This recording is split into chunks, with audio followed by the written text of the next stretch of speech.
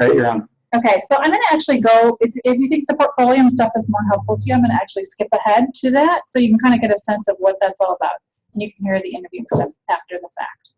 So I'm even going to skip LinkedIn just so you can get right to Portfolium so you kind of have a sense of what it is. So in your job search interviews that you were doing a year ago, how did you show your work? What was your means by which you were able to kind of share with people, hey, this is me, and this is what I've learned, and this is what I'm doing? So for me then, because it was my first, it's actually my first job. So it was resume, and then I had created LinkedIn, and I put stuff on there, and then I used Monster just to put my resume out there. Sure. I mean, kind of link things. Of course, now I can go back and add a lot more because You've done more stuff. That's good. That's the idea. It's not static. It's dynamic. So that's good. So you use LinkedIn. You used Monster to upload your resume. Okay. How about you? Tell me your name. Jamal. Jamal, have you done any interviewing, and do you have an online presence, portfolio, anything like that? I don't have an online portfolio, but for interviewing, I just showed my resume and showed really early, and they hired me on the spot. Awesome. Wow, must be impressive. Well, this is Portfolium. So the college, about almost a year ago now, made a commitment. Actually, all the community colleges in the state decided to come on board with Portfolium. So Portfolium is kind of a personal website, so you can showcase things that you know, like your accomplishments and so forth, and it's really kind of tangible evidence of what you can do. So short of creating a website that has your information, it's a way that's a little bit easier, and you can actually put a link to it directly on your resume. You can actually also tailor a resume with specific things where you're going to pull out certain projects or certain explanations to be able to kind of create a targeted resume, if you will, that's got specific things. So some research has said that work samples are the best predictor of how a new hire will actually perform on the job, and they find it more valuable than degree or GPA in terms of the employer research that they did. Portfolium did it as they were launching it. So you have a way to kind of prove what you know. Yeah. So on the is the nav bar tailorable or yeah? No? Okay, so it is. Yeah, so it's like a social media page. Yeah. So I'll show you. But if they want to, okay, perfect. I'll show you. So, but what I want to show you first is, so here's an example of a resume. So you both talked about your resumes. So here's a guy who's doing some corporate real estate at Disney. He's a designer, wants to be an architect, has also done a design internship. So he's kind of had a lot of cool experiences and is kind of sharing those, but he's doing it in a verbal format. So same guy might talk about, not same guy, but same idea is, you know, how much more interesting for a person who's going to hire somebody to look not just at an explanation of what was done, but a visual that actually shows. So this is sort of a conceptual yacht design with, you know, space for navigating as well as other parts. So some lounge seats, a driver's seat, but the idea of some creativity and something more than just a written explanation. Especially if the person who you are interviewing with is visual, it's a great way to kind of capture their attention. And you might think, gosh, computer programming or cybersecurity or whatever, do I have the ability to showcase things that I've done? Well, somebody who's hiring somebody who wants to understand code or knows that they can execute a project wants to learn about that as well. So I'm going to take you to, hopefully this will work, Portfolium. So I've logged on to my own, and I just did a quick search for cybersecurity, just for grins. So this is a person who did a PowerPoint about cybersecurity, what it is, sort of an explanation. Somebody else maybe did a contingency plan, so a fictitious corporation did a cybersecurity plan. Those are the kinds of things that you can actually showcase to potential people who might hire you. So this is a presentation, a written document that this person created for a class, a computer science class. So the way it looks when you go to your own home page, let me just get to there because I'm on a project. I don't think I can I move this, Rick? Yeah, I can. Good. So I'm going to go to my own. My own is kind of boring. I haven't done much with my own. But MiraCosta, if you just use the general background, you can use the MiraCosta clock tower.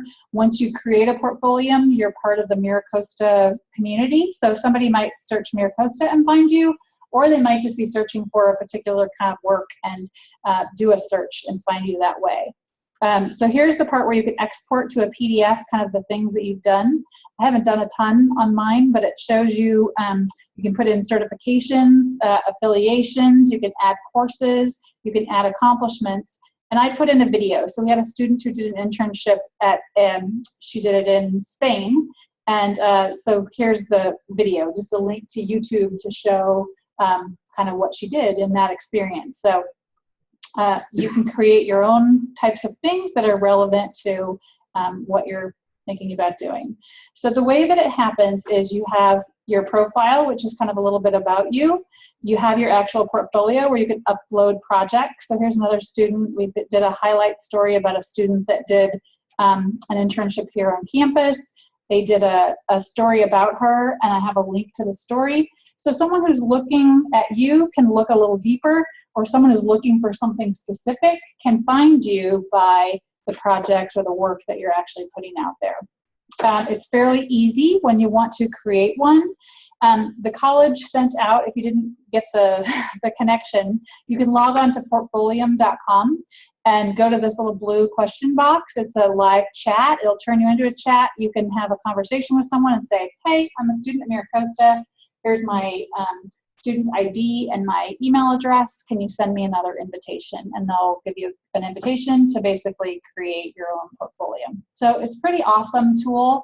And then once you create it, you can put it on your resume with a live link. Almost all resumes nowadays are done virtually, so or electronically. So someone can click on you and say, hey, here's my work, and it will go directly to your Portfolium account. So it's awesome. In there, additionally, there's a whole section about jobs. So you can actually go to companies that are looking for students and just type in, as an example, what kind of job? Somebody give me a kind of job that you want to do. Network engineer. And in San Diego? Yeah.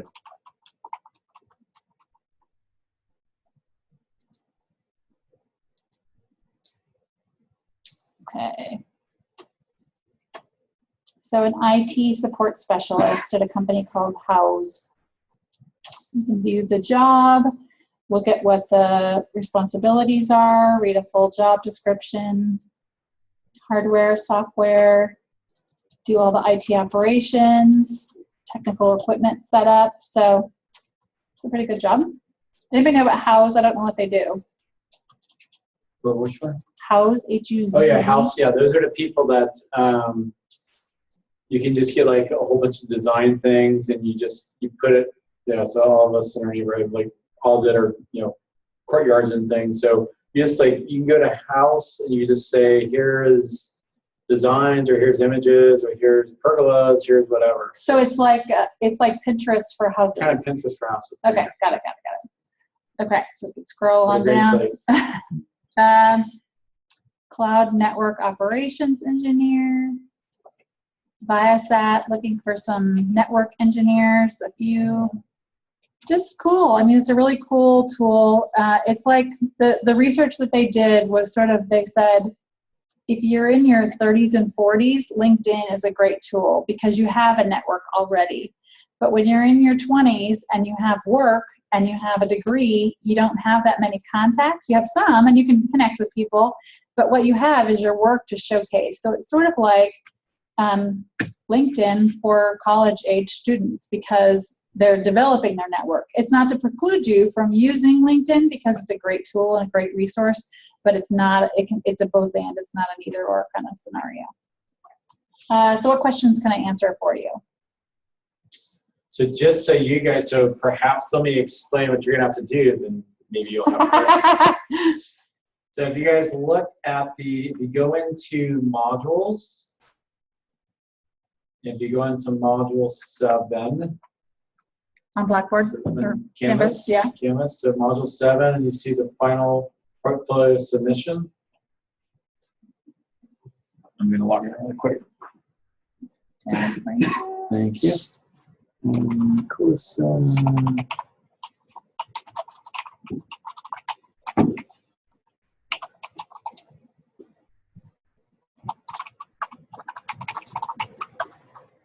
Casaboo.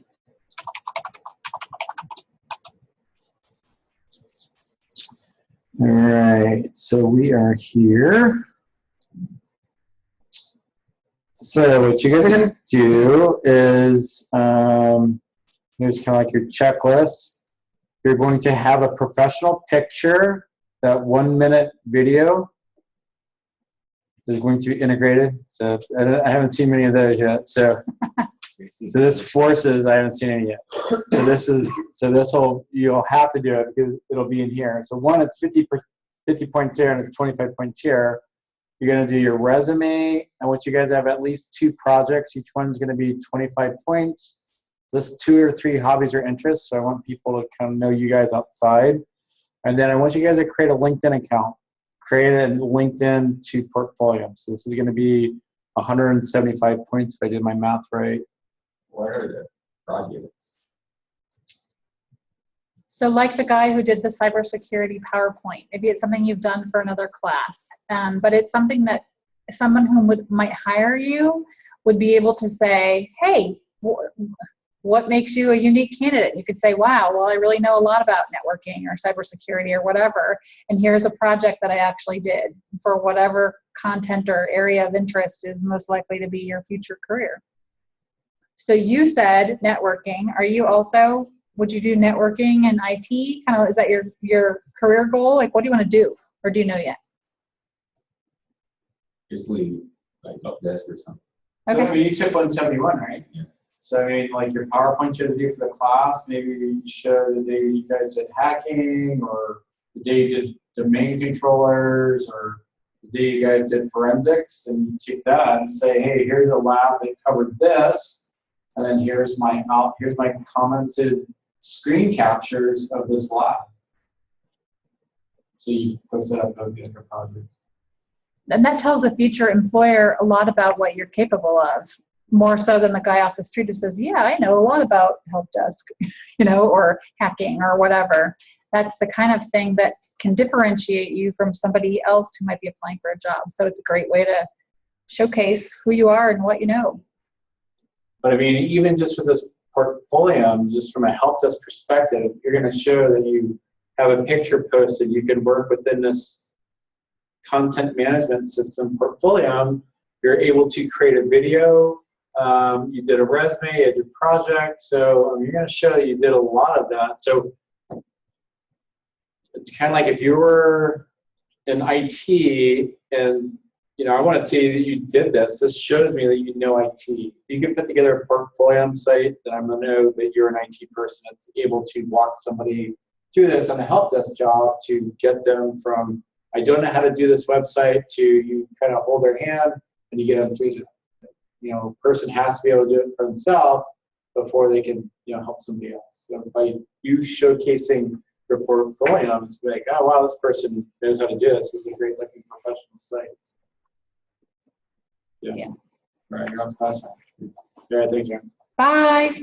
Do you want one of these? I have a little Portfolium how to create it, and it's paper. How antiquated is that? Yeah, that's Sure. oh, that's a pretty nice brochure. Yeah. Cool. Yeah. You had 3 people, so I brought 3, so it's all good. You can scan it if you want. Do you have a soft copy of that? I Or can do. Julie? It's Julie, but I will have her send it to you, or I'll send it to you. But yeah. Or no, the other Juliet Portfolium, does she have, or who's the person? It was Ashley, but there's Ashley, somebody thank new. you. Yeah, somebody new. I think Oh, somebody Ashley. new. I think Ashley got promoted. So Oh, good for her. yeah. Yeah. Okay, so that's Portfolium. Do you have any questions, Jamal? Because it's all about you now. Yeah, you got it. So you're it, Jamal. It's pretty straightforward once you're in there and you're creating it.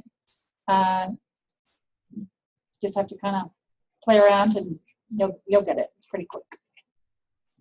Okay, so back to interviewing. So you just put your resume out there and somebody said, hey, yeah, I want to hire you. without ever meeting you, or did you actually have to meet somebody or talk to somebody on the phone, or? I just gone to the company sign. They're having, I forget what they're having. They have a bunch of people there. Like a job fair? Yeah. Yeah, cool. So And what- you got hired on the What spot. position was this for, Jamal? Hmm? What position was this one for? That was FedEx. FedEx, okay, cool, yeah, good. Yeah, good. Awesome. And are you doing something computer related for them, or not? No, I left the job about a few months ago. Oh, you did? Yeah. Back to school. That's okay. Well, it won't always be that easy. Someday you might have to actually go on a job interview, and that's really kind of what we're going to talk about for a few more minutes here today, the rest of today. So the part about an interview in terms of what its purpose is so you can actually tell a future employer a little bit about you. It's also a chance for you to kind of look at an employer and a company and say, is this a place I could see myself working? When you went to the job fair, did you have a kind of a vibe about what FedEx was all about and sort of have a sense of what it was like, or not really? I was walking in my casual clothes. Yeah, that's all right. Well, sometimes, I mean, at a place like FedEx, that's probably okay because it's pretty casual. You know, you're either in a uniform or you're wearing, I don't know if the back end of the house also wears uniforms, but for sure all the counter people and all the people who deliver are wearing their dark blue shorts and their dark blue shirt every day. And it's casual as well. Really? That's good. That's nice. Well, that's kind of the vibe that you kind of get is if it is casual, then I'm okay kind of dressing the same as other people, which we're going to talk a little bit about when we talk about interviews. So the purpose of the job interview is really kind of for you to test them and them to test you. And I'm trying this arrow and it's not going anywhere. Let's try this. There we go. So when you're thinking about actually going to an interview, one of the things you really need to do is make sure you do your homework, research the company, and know a little bit more about them. So not walking in off the street with your resume, but kind of doing some homework in advance. Do you have a dream company, the company that you'd absolutely love to work for someday? Like, do you have a kind of a, wow, I'd really like to work there? No? Help desk wise, do you have a company that you know about? If you're thinking about help desk type jobs where you think, gosh, that'd be kind of a cool job to work at a help desk at this company. No? No? Okay. Well, then a little bit of research might be good just to sort of see what's out there and see what kind of company is interesting to you. The cool thing about help desk is that everybody has computers and everybody uses them in their day-to-day business. So there's help desk at almost any kind of company. So you might say, hey, I really love, I'm just making this up, action sports. I love skating and surfing and snowboarding and all the action sports stuff. So I want to work for maybe a lifestyle brand or an apparel company that is kind of in that space because that's interesting to me. And I'd love to do help desk for them because I have sort of shared values with that particular company. But the idea is that up front, before you ever walk in the door, you got to do a little bit of research and homework to find out more about them. So how are some ways you think that you might be able to find out about a company that you don't even know what it is at this point, but maybe that dream company or that ideal company that you see yourself potentially working for? Yeah, if you know people who've worked there in the past, definitely good.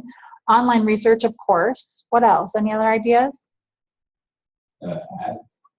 Yeah, maybe they've told you in a job description kind of what they're looking for, like sort of giving you a sense of, yeah, what is it that I think I might need?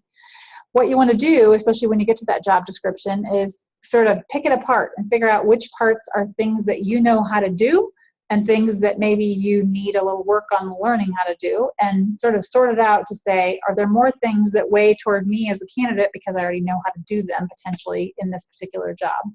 The cool part is once you have some experience, it becomes easier and easier to match more things to the job description. And as a person who knows about IT, you know that nowadays it's all about keywords. So they're going to look in your resume and on your profile for words that match what they want you to do. So if it's a help desk job, I'm going to fumble through this, so Rick, you can help me. But you know, what are some of the keywords that somebody might look for? They might want you to know certain kinds of computer programs. They might operating systems, yeah, like Mac, yeah, Windows 7, Windows 10, Windows 8. Yeah. Probably even mobile nowadays. Familiar with iOS and Android because they have all their mobile apps. So I'm sure you're going to be helping them with that and helping them with BYOD, bring your own device to work and getting that set up and helping them with that. Yep. So the more things you can kind of to match on in terms of a job description, because they'll lay it all out for you to tell you kind of what they're looking for. We might go back to Portfolium for a second just to look at one of their job descriptions kind of in depth. But that's the kind of thing where you'd want to try and make sure that your resume has as many of those keywords, because the computer will first give you the first pass comes from the computer. How many things are they asking for that you can actually directly match to? And it's really kind of a one-for-one kind of a matching scenario. So it's pretty key. I'm going to go find one, but we're going to find a job for you tonight. Okay, let's just look for jobs. And so networking, no. Help desk, tell me what, yeah, do you want to do, what's your, if you had a job in IT, what would you like to do? My help desk is weird. Okay. Easy technician. Should I put both, or will it throw it I out? would say help desk, it would probably come up. Okay, and okay.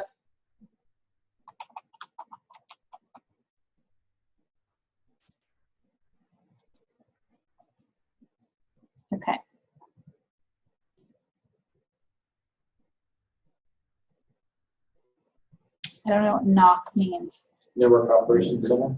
Okay. Would you rather do knock or VoIP? So IP, engineer, junior technical support and training specialist. That sounds like Jamal. Yeah, you want to look at this one? Okay, hover cam. Okay, so they start you with just a little bit, but we're going to go to the full job description. So almost every single job description will have a section called responsibilities. So it's sort of like what they are going to have you do in the job. Traveling to trade shows, training clients. This one isn't as technical as I was hoping for, but event representation and demo, documentation.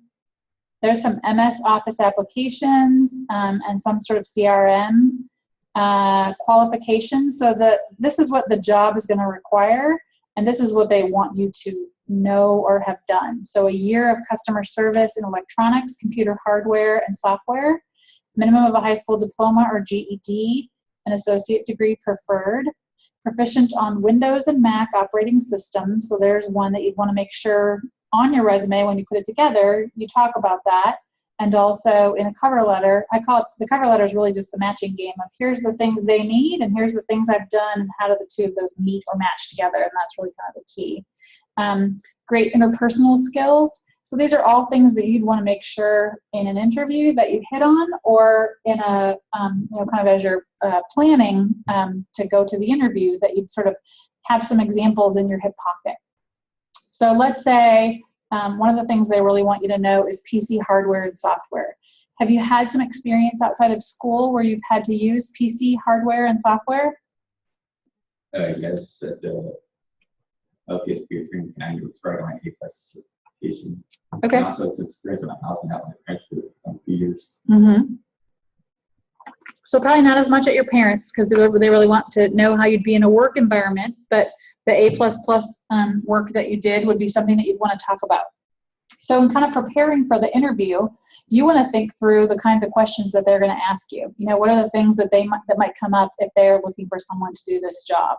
And so you'd want to talk about all the things that you have that they're asking for. So PC hardware and software, Windows and Mac, like Rick was talking about earlier, knowing all the whole desktop suite of applications. So let's say in an interview scenario, somebody said, okay, Jamal, well, tell me about a time when you had to troubleshoot something on a Mac-based system. What did you do? What would you say? Yeah, problem there is never used to that. Okay, so this might not be a job that is for you. You might say, gosh, I don't have that much experience with Mac, so maybe I need to go do an internship or look at a different job or whatever to kind of get some experience in a Mac-based scenarios, because some companies are all Mac, or like especially in certain kinds of niches of industry, you see a lot of Mac stuff versus PC-based stuff. So, but the idea, I'm not trying to put you on the spot. I'm really just trying to make you think. You have to kind of think through what you're going to say in advance so that when the time comes, you're ready to actually answer the questions that might actually come up. So I want to tell you about a quick little thing, and I don't know how to use this, Rick, so you're going to have to help me, sorry. Sure. So I think the easiest way to, when you're in an interview, to actually... You're going to write on the PowerPoint? Do you want me to? I will. Yeah, well, it'll write on the PowerPoint. It won't write there. It'll only write on the PowerPoint. Okay, so I'll just go right here. Yeah. You have to be in the Shift F5 the presentation. No, thanks. We'll see if I have enough room to actually do this. Okay, so when you're there, show me when I'm writing. They will. See myself yet? I just made it move, which I didn't really want to do. Yeah, so don't, if you press on the little thingy, Yeah. it'll. Oh, so don't you press the button? Don't press the button. You Okay. just click right Oh, there. there it is. And then you can erase it. Oh, cool. Perfect. All right. Okay, so what I'm going to tell you about is an acronym that's called STAR. S-T-A-R. So have you had an interview where you've gotten really nervous, where you've been like, oh my God, like kind of that freaky nervous, or not? Probably, I think I did, but I can't remember it. Okay, so a way to kind of help counter those nerves is to tell stories. I like to tell stories because it makes you a little more relaxed. Instead of answering the question really quick and stopping talking, which is really what they don't want, they really want you to have kind of a conversation. To do this STAR technique really kind of helps you to be able to do that. So the S stands for situation. And that means they usually say, tell me about a time when. And that's kind of your clue that they're wanting you to kind of tell them a little bit of a story. So the S is situation, the T is task, the A is action, and the R is result. So let's kind of talk through it for a second. If somebody said, tell me about a time when you had to work on, we won't use Mac, we'll use, have you done any mobile stuff? Like Android? I don't know. How about, have you done any, let's use troubleshooting. Have you done some help desk, or that's kind of where you want to go?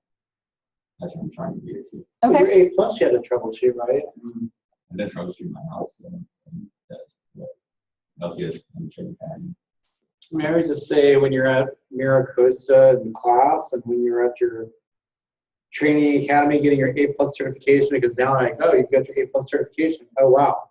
That their ears perk when you hear that. Right. You have to tell them when you were troubleshooting during your academia. Yeah. So let's use your school project as an example, or your home. You can use your home in a situation like this, where if you helped your parents kind of get through, getting a network set up or fixed up or doing something. It might be a question like, tell me about a time when you had a challenging situation where you had to kind of figure out how you were going to troubleshoot a scenario. They want to just see your thought process and see how your mind works. So you use this technique as a means to be able to do that. So the S stands for situation. I'm going to totally make this up and I'm going to screw it up really bad. But let's say they asked me, tell me about a time when you had to troubleshoot a situation. I'm not the technical person at my house, but we'll just pretend like I am. So the situation was that we had a PC, it was lagging, it was having all these difficulties, so we decided to do an upgrade on the hard drive and on the RAM. Yeah, on the RAM. So we decided we were going to kind of try to do this. So so out of my realm. But the task might be that we had to kind of upgrade the RAM. The action might be that I did some research and kind of figured out what was the best thing that was most compatible with my system. And the result was now our system at home hums along and I can get done whatever I need to do. It's complete BS, but that's the kind of thing that you would kind of talk about in a situation like that. So let's give it a try with you. You want to try troubleshooting with your parent system? Like, can you think of an example in your head that you kind of walk through to be able to tell a story like this? Well, here I got a blue screen and when it grew. There you go, perfect. Okay, so let's start with that one. You're going to go really slow and you're going to tell me like a story. You're going to start with, you don't have to say situation, task, action, result, but you want to have a little bit of a flow to it, and that's a great way to kind of make sure you hit all the points. Because if you tell the whole story but you don't get to the, hey, we fixed the problem and now it really works, my humming along kind of thing, it's like, you leave out the exclamation point on the story. So let's just give it a shot. Try and go kind of slow and walk me through it as a non-technical person. Let's say I'm an HR hiring manager and I don't know anything about what you're talking about. So you're going to just say, hey, tell me about a time when you had to do some troubleshooting, Jamal.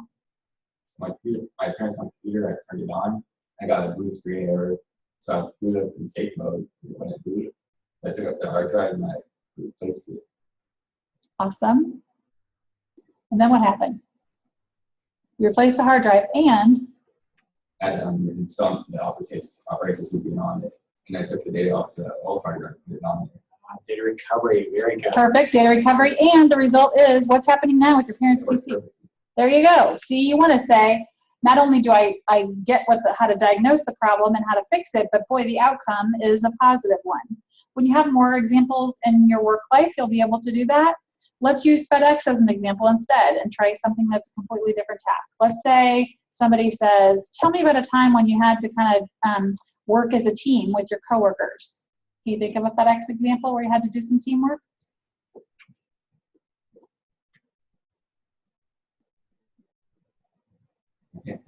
That's okay. But what about a time where like maybe Communication's a good one. yeah, no, so I was going to say, you worked at the counter there. What did you do, Jamal? As a partial assistant, we stock boxes. Yeah, so maybe about a time where someone was upset and how you worked with that person. Calm them down. Yeah, whatever. Yes, exactly. So what you have to do, though, is kind of practice in advance what you're going to say and kind of break it down, where you sort of tell a little bit more about the story, give some details. It's like telling a story where you say, I got married last weekend. It's like nobody wants to hear that much. They want to hear the details and kind of have it happen so that they hear more about what happened. That's what you need to do in terms of how you tell a story. So think through the examples you might use because it will definitely come up in a job interview. Okay, preparing. We sort of did this already, but it really is the idea that you're going to look at some of the tasks that are on a job description and think through what are the things that they're asking you about and give some examples of how you've done certain things. So exactly what you did with regard to your parents' example. And if they ask it in such a way that they're looking for all those details, tell me about a time when, just remember that STAR acronym. We don't need to go through this actual example. It's just more for you to kind of get the practice, but you kind of did that. So you definitely want to dress professionally. The rule of thumb is one level above the people that you're working with. So if it's a very casual environment, let's say they're wearing t-shirts and shorts, maybe you wear long pants or a collared shirt instead of a t-shirt. If they're wearing suits, you probably want to wear a suit. You can't go much higher than that. So you just definitely want to look comparable or even a little level higher than the people that you're with. But you don't want it to be such a disconnect that they're really dressed down and you're really dressed up, because then you feel a little bit like a fish out of water. So when you're doing your research, talking to people within the company, you might ask about dress code. Or when the person who's the HR person calls you to schedule the interview, you might ask, hey, what is the dress code? And get them to give you a clue as to what you should wear to the interview. Minimal jewelry, don't smoke before you go, no gum or mints while you're there. Definitely want to make sure that you're on time. Go in advance so you know kind of the way to get there. When you're there, and you guys probably did this a little bit when you're doing 1-minute commercials last time, but you want to look people right in the eye. Make sure that you have kind of a relaxed body language. You don't want to seem so tense and kind of nervous, but you also don't want to seem apathetic and kind of slouchy and not very engaged. So sitting maybe on the edge of your chair versus leaning back in your chair is a great way to go. It just shows kind of that you're engaged and listening to what the person has to say. But great eye contact is really important. Even if it's not something that's comfortable for you, maybe focus on their hairline or something right above them so that you're not looking them right straight in the eye if that's uncomfortable for you. But you don't want to do the darty eyes where you're looking all around. And you actually, in our conversations that we've had in the last 20 minutes, you're really good at that. So it's not something I think would be very difficult for you. Just kind of make sure you just maintain that good eye contact. You definitely want to speak clearly, confidently. Just in my initial impression, you have a tendency to talk kind of fast and trip over some words. Like you want to just say it all out as fast as you can and stop talking. Be a little more relaxed, go a little slower, and speak loud enough and clear enough that somebody would be able to understand kind of what you're saying. You definitely need to make sure that you answer honestly. So if you don't have an example, and you did it with me, you said, well, I've never really worked on a Mac system. Be honest. It's okay to be honest rather than to make something up and get caught later on telling an untruth. You definitely don't want to do that. The more you practice, the more relaxed you are. Telling stories, like I said, is a great way to just sort of make it a little bit interesting and kind of think about what you'd say in advance to make sure you get lots of details instead of just a quick answer. But the thing I think that's one of the most important things is to let your enthusiasm for whatever the subject is to show through. If you love computers, let the person know, let that kind of come through. Let your excitement show about what it is that you're learning or what it is that you're doing, so they kind of get a sense of what that is. If you really love to help people, that's why you're interested in help desk, that you really have sort of a helping personality. Let that show through. Talk about maybe other examples. If someone says to you, why help desk? Why are you interested in that? Ever since I was 12 years old, I've had an interest in helping people. I rescued a girl from falling in the water, whatever kind of thing. But kind of let it show. Let a little bit of yourself out there so that they kind of really get to know you. Because otherwise, they can seem kind of stiff. And the less you practice, and the more kind of just the walk in quick, the less relaxed you are. So you have to kind of make sure that you are ready for that. And then on the flip side, make sure you're asking them questions. Don't make it all about you, but make sure you have really good questions prepared for them so they know kind of what to expect, and they have a sense that you're interested and engaged in the conversation by asking good questions of them. A little bit for after the fact. Mary did 1-minute commercials. You guys did that last time. Make sure that you ask for contact information and do some sort of follow-up. I'm an old school. I love the handwritten thank you note. In your business, probably an email is more appropriate just because that's how people communicate, but the old school thank you note is good. Make sure you're picking up on something that you maybe talked about during the interview, and then after a few days and up to a week, you can do a follow-up with a personal phone call. What questions do you have about interviewing? Is it bad to not ask questions? It's definitely important to ask questions, because they want to know that you're interested enough, that you've done some homework, not just about what you're supposed to wear to the interview and anything like that, but about what the company does. So if during the interview, let's say you're interviewing for a help desk position and they've asked you about your experience with Macs and PCs, you might say, hey, I noticed that you guys are that, kind of the move in this particular industry is more toward Macs. Do you see that being a direction that your company is going to take going forward? That's a good open-ended question that just starts a conversation that lets them know you've done some research, to know that maybe they're more PC-based and you want to learn more about what they think about that operating system and whether it's something that they're interested in. That's great.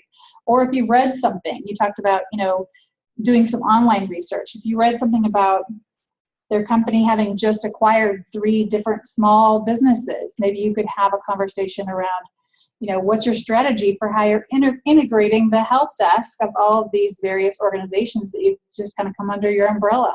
That's a great question that's going to affect you and affect the job. So it's kind of, again, am I a good fit for this organization? Not just, do they like me, but do I want to be here? Because if they don't have a good plan for that, that might be something that's important for you to know about your decision about whether or not you want to work there.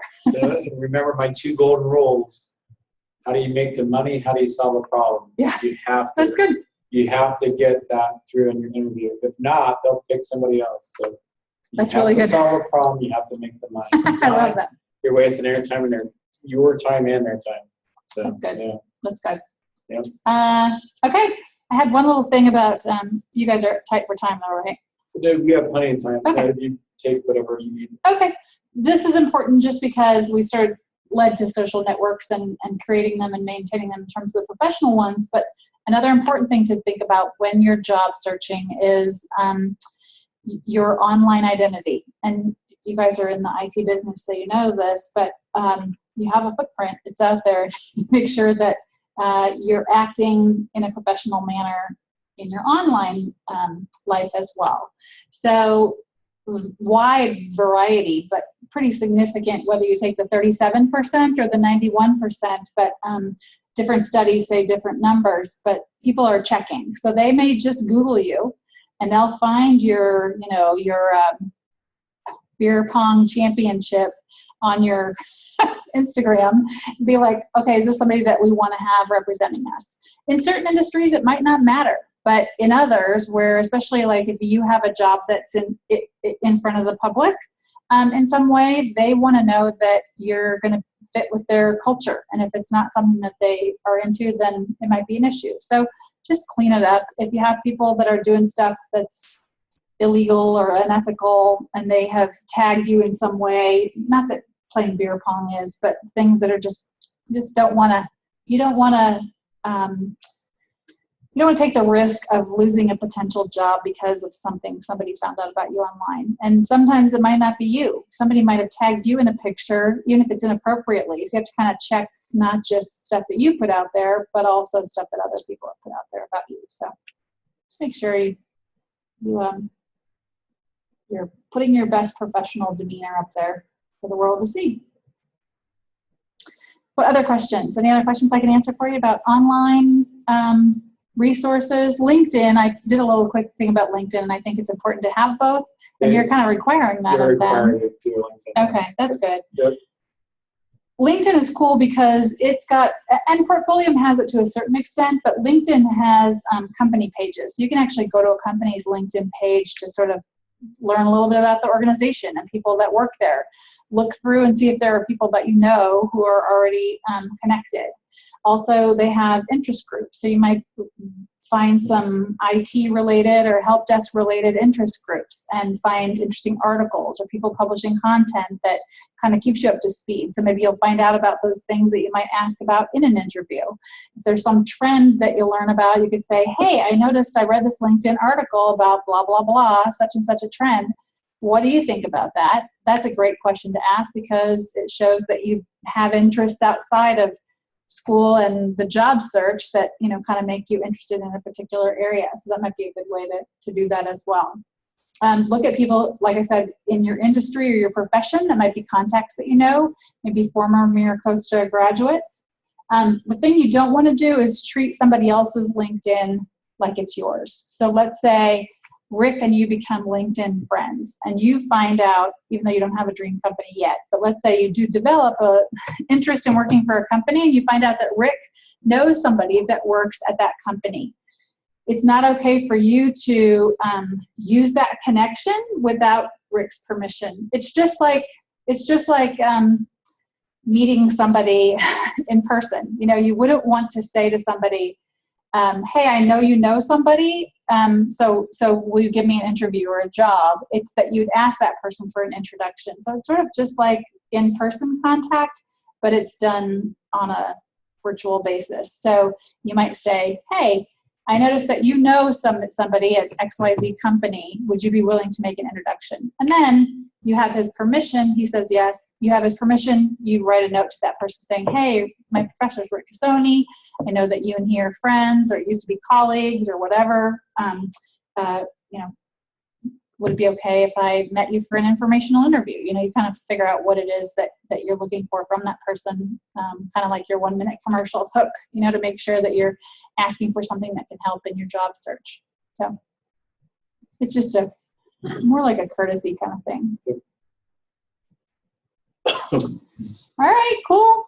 Well, that's what I had. And then I went on to Portfolium, so we already did that at the beginning. Cool.